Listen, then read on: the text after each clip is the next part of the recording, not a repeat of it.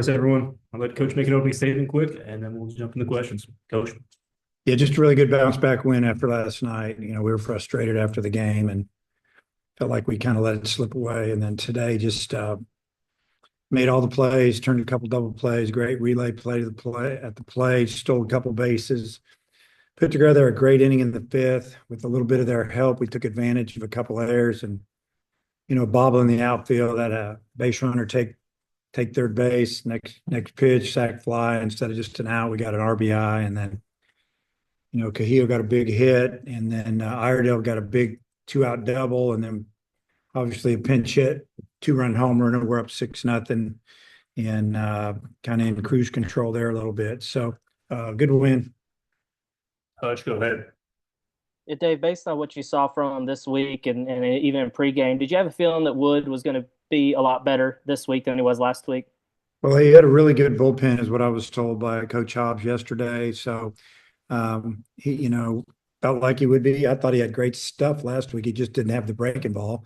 And obviously he didn't command his fastball quite as well. But, tonight it was, or today it was just, it was fun to watch. 3 innings of high octane carry, a fastball, and a good breaking ball. And I know you said on the broadcast, 35 to 45 pitches max for him. When he pitches as well as he was pitching, was there any temptation to leave him in longer than that? Or have you been doing it long enough where it's like, hey, we got to stick to the plan? No, we were getting him out. As a matter of fact, that was his last hitter. If he didn't get that last hitter, we were going to the pen. 35 would have been ideal. I think he ended up throwing 42. So that was right where we wanted him. And hopefully he gained a lot of confidence. And, it's like Coach Hobbs and I talk about, it's kind of like a basketball player that's been out. He started seeing the ball go through the hoop, man. He gained a little bit of confidence, and he definitely did that today. Matt, go ahead. Yeah, hi, Dave. Was just curious with Rocco starting over Cam. Was that more so a platoon thing with the batting splits? And then I guess what'd you think of Cam, hitting a pinch hit home run there? Just matching up a little bit. The right-hander that they started King, the numbers against righties were a lot better for the offensive guys that are right-handed compared to the lefties. And just felt like that we'd start out with a bunch of righties, going to keep our leadoff man the same.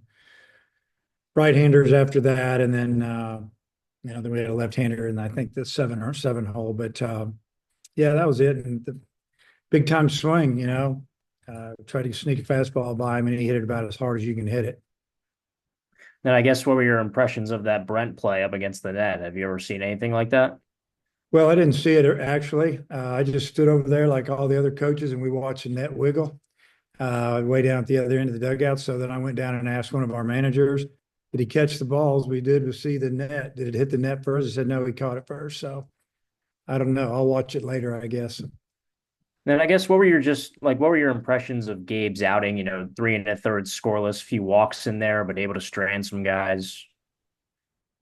Didn't have his best stuff, didn't command his fastball, had a good breaking ball, kind of just battled through it. I think he was a little disappointed in himself, but I told him, you're never going to be great all the time.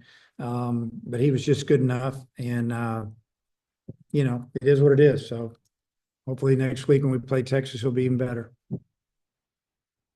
Daniel, you got anything? Yeah. Hi, Coach. Just specifically on the play where the runner got cut down at home, I guess the latest good throw from Wahiva, but how important was maybe Charles's, initial throw to start that relay, and maybe the defense from both of them on that play? Yeah, everything has to link up or you don't make that play. I mean, he got to the ball quick. He threw a perfect throw to Vaheva, who got to the side of the ball. So when he caught it, he was already in throwing position. And he threw a perfect throw to the plate, and Ryder applied a super quick tag. We didn't know if he got him or not. We just knew it was bang, bang. And that's a really hard call for an umpire. And a lot of times when you have that, the home plate, it's flat. A lot of times their foot will be above it when they slide. And I don't know what they saw there, but there was one relay or one, I guess, video replay that they showed where it looked like he could have got him. And I imagine back in Birmingham where they look at all that stuff, that's what they saw and they broke it down and they came back pretty quick with it. And then obviously no Peterson tonight, but 16 strikeouts on Friday versus 6 today. Just maybe the difference in approach overnight at the plate.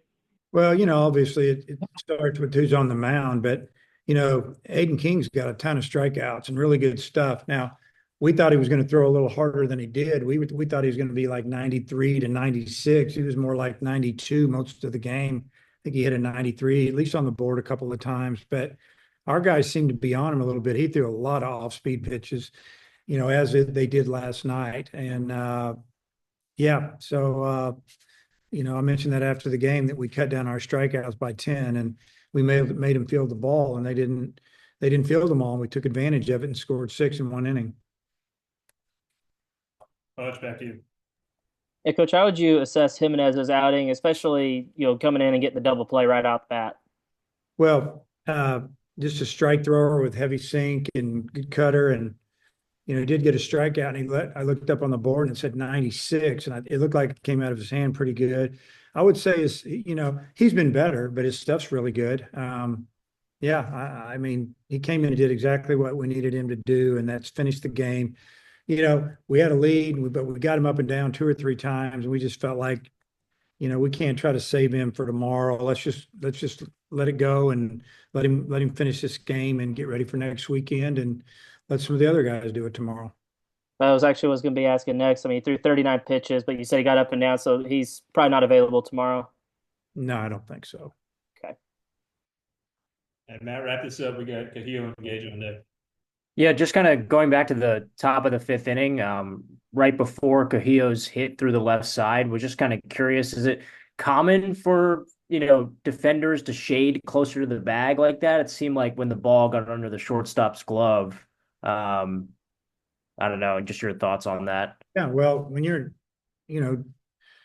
double play, it's called double play depth, and you have to give up a little bit of something to get something. So you have to pinch the middle. It's just, when you have a chance to turn double play, and that's what they were looking to do to get out of the inning. That's why they intentionally walked Verheves. They were hoping for a double play, and he hit it in the more straight up shortstop, and it got by him. And that's just kind of the way the game works. Coach, thanks for your time. Okay.